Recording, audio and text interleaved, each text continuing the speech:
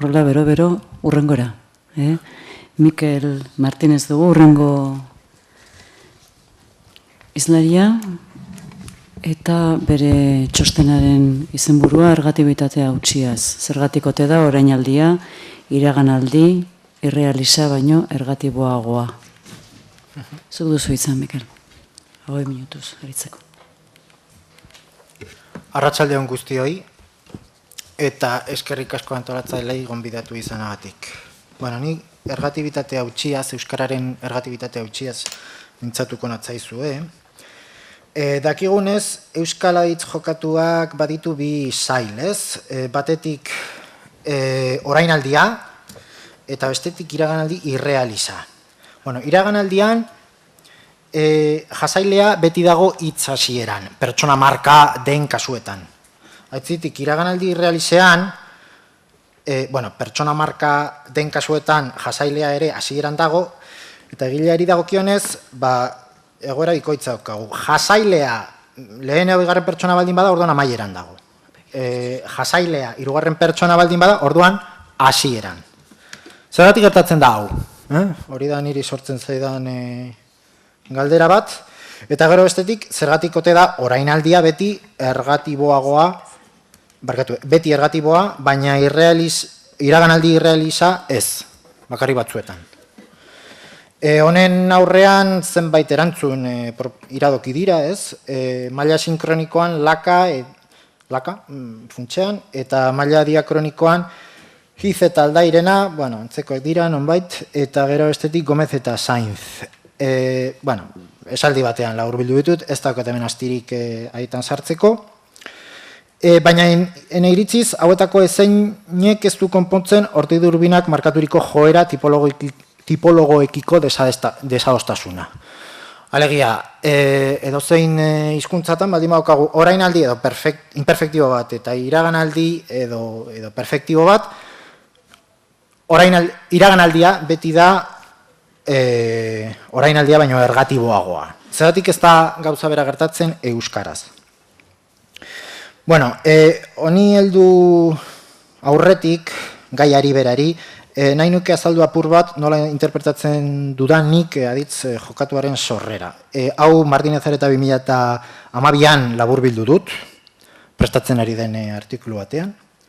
Eta bertan saiatzen naiz bateratzen, funtsean Trask, 77, eta Lafon, 54.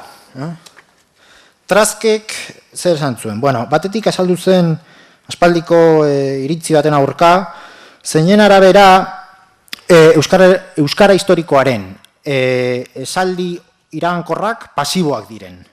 Traskek esan zuen, ez, gaur egun aktiboak dira. Esan nahi, zaldiak gizona ikusi du. Esaldia ez da pasiboa, aktiboa da, eta haren subjektua zaldiak da. Baina, historikoki, esaldi iragankorrak pasiboetatik datoz, hori bai. Bestela esan, aurreko fase batean bai, pasiboak dira esaldi horiek. Orduan, interpretatzen du, fase batetik besterako igarotze prozesu horretan, berrinterpretazio aktibo bat dagoela. Eta horrek azalduko luke, besteak beste, nator eta nakar bi adizki hoien antzekotasun nolabait fonotaktikoa, ez? Eskerik asko. Biak letozke sujetu aditz egitura batetik. Nator, nadator edo nidator, nahi badugu, eta nakar, nidakar edo nadakarretik.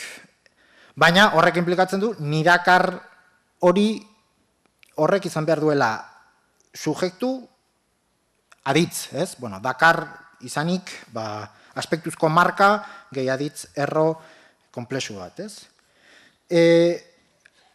Aitzin euskarak pasiboak bat zituen, Traskek darrai, orduan aktiboak ere bai. Orduan badaude aktiboak ere. Eta horren bestez, morfema pasibizatzaile bat bilatu behar dugu.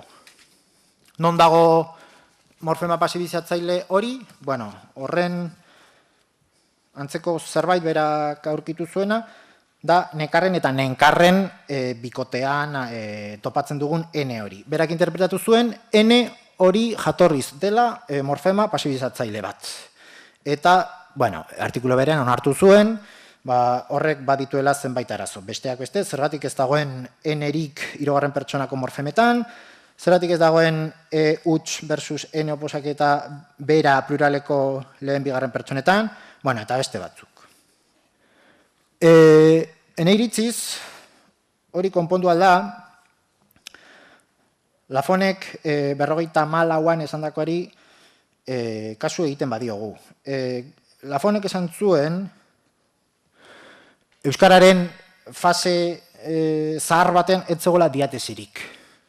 Hau da, tor bezalako erro bat etorri dela, baina kar erro historikoki iragankorra den beste erro bat, izan daiteke ekarri edo ekarria izan, testuinguruaren arabera.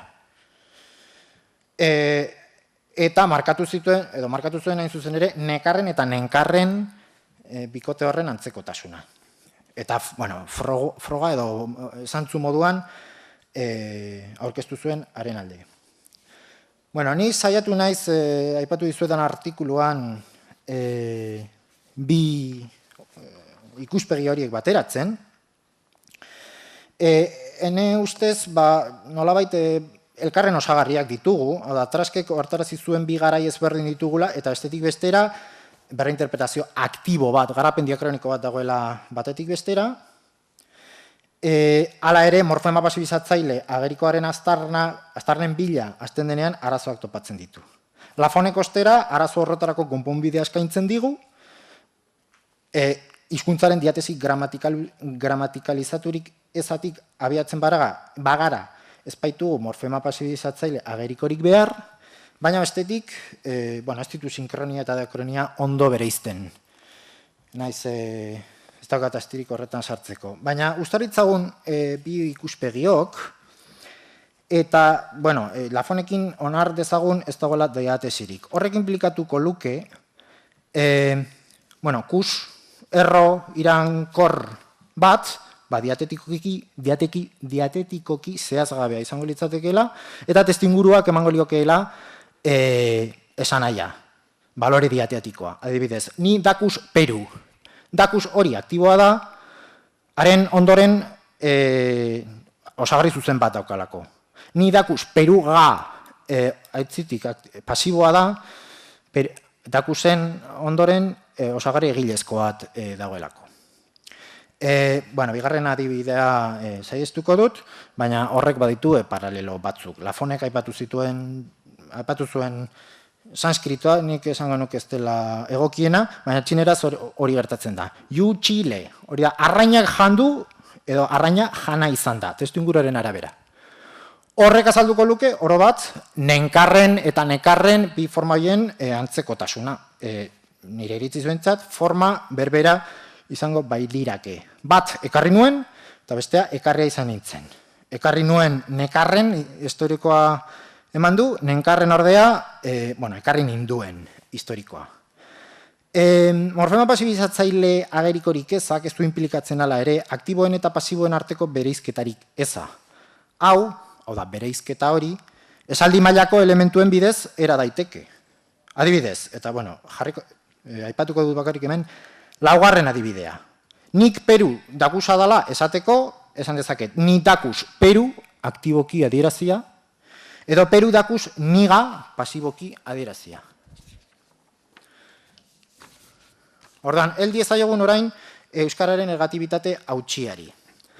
Esandakoari jarraiki nik proposatzen duena da, hasieran jasailea agertzen den adizkietan, edo adizkiak, pasiboetatik datozela, eta hitzitik, hasieran egilea agertzen den formetan, adizkiak aktiboetatik datozela. Hori irudikatu dut, hirugarren taulan. Hirugarren taula horretan jarri dut. Horren aldia, batetik eta bestetik, iraganaldia irrealiza. Zurraski urrenez urren imperfektibo batetik, eta iraganaldi irrealiza perfektibo prospektibo batetik datozenak. Eta kasuako itzan jarri dut, jasailea lehen, bigarren eta pertsona badira, eta berdin iraganaldi irrealizean. Marka ezazue, kasu guztietan nagusitzen den aldaera pasiboa dela, azkenean izan ezik. Azkenean, hau da, egilea lehen edo bigarren pertsona baldin bada, eta jasailea hirugarren pertsona baldin bada, orduan aktiboa nagusitu zen. Zergatik da hau horrela, 7. orrialdean dago. Bueno, hemen bi kontu ditugu. Batetik, iraganaldi irrealizaren barneko pertsonen arteko ergatibitatea utxia, eta bestetik, orainaldi eta iraganaldi irrealizaren arteko ergatibitatea utxia. Esan nahi dut. Bueno, eskemara taula horretara itzultzen bagara, iraganaldi irrealizaren barneko banaketa tipologiarekin bat dator. Lehen pertsona eta bigarren pertsona asko zerrazago topikalizatzen dira. Zergatik? Biziduna direlako, definizioz, definituak eta informazio ezaguna. Aitzitik, 3. pertsona, eta bueno, adibideetan jarri dudan Peru hori gora bera, maiz, edo batzuetan bintzat, izaten da, edo izan daiteke, bizigabea, indefinitua, eta informazio ez ezaguna. Orduan ez da, lehen eta bigarren pertsonak bezain errazki topikalizatzen. Azaldu behar dena da, orainaldia eta iraganaldi irrealizaren arteko desdoitzea. Hori komplikatuagoa da. Hori ikertzeko nik proposatzen dut, aspektua eta diatesiaren arteko harremanari ikustea. Alegia, aspektu bakoitzean rol diatetiko nagusietarik, bueno, jasaile eta egile, zein gailentzen da gehiago. Bueno, aspektuen sailkapenak korapilatxoak dira, batzuetan binarioki sailkatzen dira, ez, perfekto bat eta imperfektiboak. Perfekto eta imperfektibo dugu oinarrizko baloreak. Beste batzuk Komrik bezala aipatzen du 3 oinarrizko aspektu ditugula. Perfektoa, prospektiboa eta imperfektiboa. Zer gertatzen da perfektoan? Bueno, perfektoan ekintzaren protagonista prototipikoa jasailea dugu. Demagun, Arguiñanoren programa bat ikusten ari garela, non paia bat egiten duen. Bueno, programaren amaieran esango digu, eta egin dugu paella. Garrantzitsua momentu horretan da paella, ez? Eta kamera paellari begira geratuko da. Zer gertatzen da imperfektiboan, prospektiboan. Prospektiboan da justu kontrako muturra. Prospektiboan, etorkizunan moduko bat, protagonista prototipikoa egilea izango da. Programaren hasieran Arguiñanok esango du. Gaur paia bat egingo dugu. Bueno, paia ez da existitzen. Orduan, momentu horretan protagonista nagusia egilea da. Kamera ari begira geratuko da. Ez? Imperfektiboa, azkenik, da aurreko bien arteko puntu bat. Bertan, Arguiñanok paella egin bitartean, jasailea zen egilea gailen dira protagonistak. Bueno, honetan oinarrituta, ezarri dezakegu hilezko goragunearen mailaren hierarkia aspektuzko bat, zeinetan esartzen ditugun 3 balore, prospektibo, imperfektiboa eta perfektiboa, eta keteris paribus zenbat eta ezkerrago izan aspektua, orduan eta goregune handiagoa hartuko du egileak. Zenbat eta eskuinera gordea, orduan eta goragune handiagoa hartuko du jasaileak. Bueno, bosgarren atal horretako lehen gezi potoloa saiestuko dut, bertan jartzen ditut adibide, testu zaharretako adibide batzuk, zeinetan aditz jokatuen egoera, aditz trinko batzuen egoera nolabaitera arkaikoan ageri den, eta, bueno, argi ikusten da, dabil bezalako forma bat, ziur aski ez dela jatorriz orainaldi bat, baizik eta imperfektibo bat, perfektiboan gauza bera ziur aski, testu zaharretan, segian adibidez, horistozko forma bat da, eta bar. Horrekin guztiarekin esan nahi duena da, ziur aski, 3 aspektu nagusi izan ditugula noizbait. Gero perifrasien sorrera eta txizkitze prozesuak egoera denborazko aspektuzkoa korapilatu dute, baina jatorriz 3 aspektu horiek ziurazki dauzkagu. Bueno, nire proposamena da, eta hau 9. orrialdeko azken gezia dago, aditz jokatua eratu zenean, 2 aspektu zeudela bakarrik, imperfektiboa eta prospektiboa. Perfektiboa, aditz jokatua behin eraturik sortu zen. Eta hori daukagu irudikatua 4. taulan.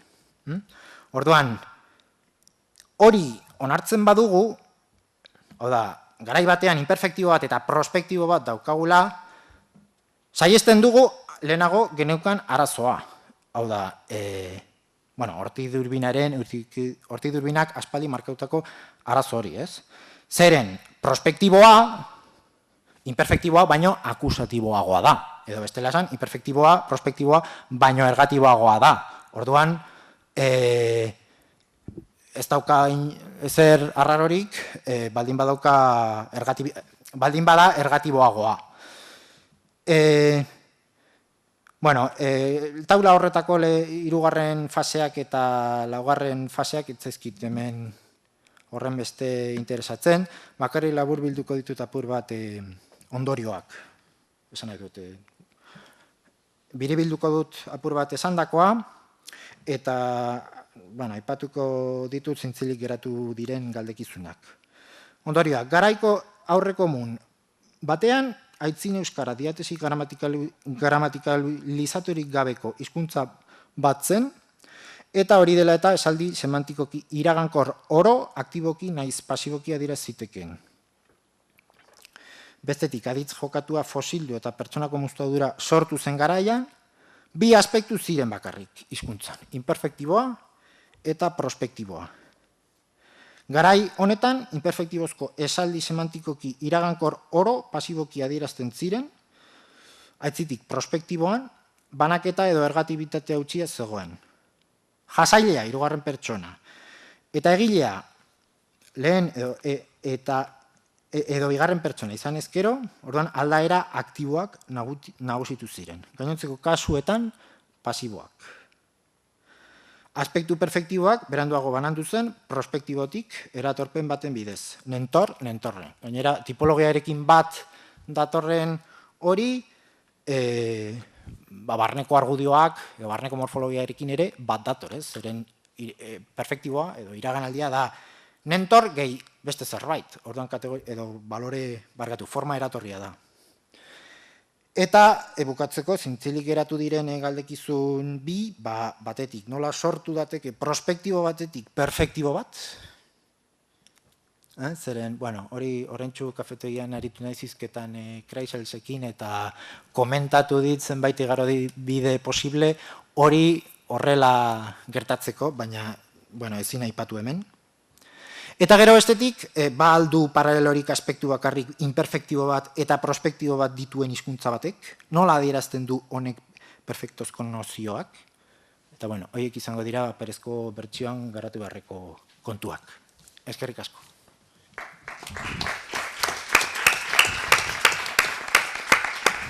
Esker mila, zure txosten indartsu honengatik, eta oso ondo egokitu zatzaizkio denborari, eta eskerrik asko horregatik ere. Denbora dugu beraz galderetarako, eztabaidarako. Beraz, hitza foroan dago. Bai, mesedez. Mikrofona mesedez. ¿Se funciona? Sí.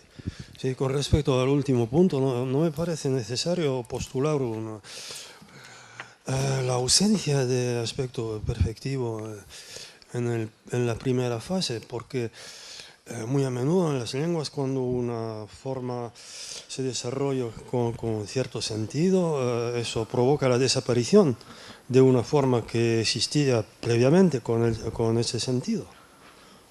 Y si aceptamos el escenario de que el perfectivo de la euskera viene de un antiguo prospectivo, lo que podemos imaginar es que había anteriormente otra forma de perfectivo, pero que desapareció cuando se desarrolló el nuevo perfectivo. Evoluciones del estilo existen, hay ejemplos en muchísimas lenguas. De formas que desaparecen simplemente porque otra forma coge el sentido que pues antes.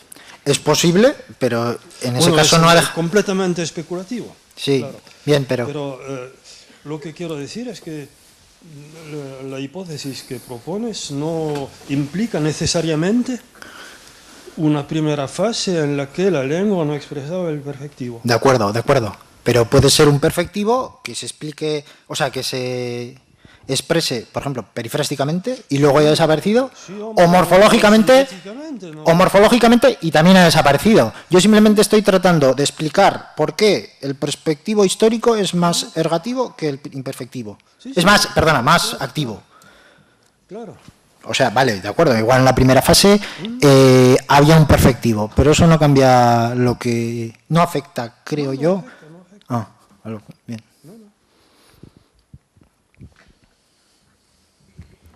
Denbora pixka bat badugu, beste galdera bat edo balego. Bestela lasai, eta korrek ibili gabe urrengora igaroko gara.